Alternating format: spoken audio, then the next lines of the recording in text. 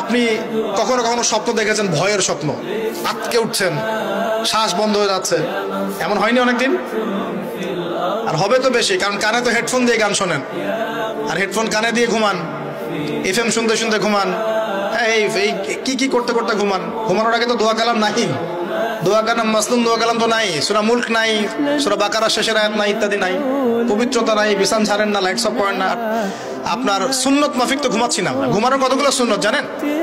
ঘুমানোরই কত সুন্নত আছে।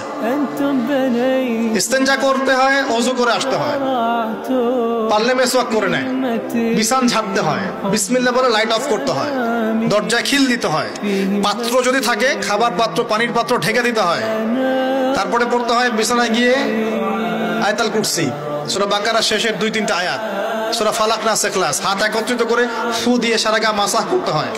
ডান কাত হয়ে আল্লাহুম্মা বিইসমিকা আমুতু আহইয়া বলে এই যে 33 বার সুবহানাল্লাহ, 33 বার আলহামদুলিল্লাহ, 34 বার আল্লাহু আকবার পড়তে পড়তে ঘুমাতে হয়। কয়জন জানে? কয়জন ঘুমানোর সুন্নত? ঘুমানোর আগে এখন কানে হেডফোন, ব্লুটুথ, হাবি জাবি এইসব দিয়ে যুবকরা ঘুমাচ্ছে। প্রতিটা কাজ নবীর সুন্নত মতো করার চেষ্টা করবো, আল্লাহ পাক তৌফিক দান করুন।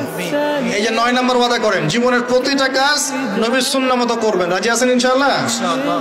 একদম চেহারা থেকে শুরু হবে, চুল দাড়ি পোশাক আশাক থেকে শুরু হবে। আল্লাহ পাক যত উপরে নিয়ে যাবেন, আপনি যেখানেই যান নবীর সুন্নত বাস্তবায়ন করবেন ইনশাআল্লাহ। আল্লাহ পাক তৌফিক এনায়েত করুন, বলি আমিন। মনে করেন খারাপ স্বপ্ন দেখছেন, খারাপ স্বপ্নে এখন আপনি কষ্ট পাচ্ছেন, দেখছেন যে পানিতে ডুবে যাচ্ছেন, দেখছেন যে আপনি আগুনে পড়ে যাচ্ছেন, নাউজুবিল্লাহ, দেখছেন যে আপনি হয়তো কেউ আপনার শ্বাস গলা চিপে ধরেছে ইত্যাদি, মানে আপনি কষ্ট পাচ্ছেন। বাইরে থেকে কিন্তু আমি আপনার কষ্ট বুঝতে পারবো না, পারবো? আপনি ঘুমিয়ে আছেন, ঘুমিয়ে আপনি কষ্ট পাচ্ছেন।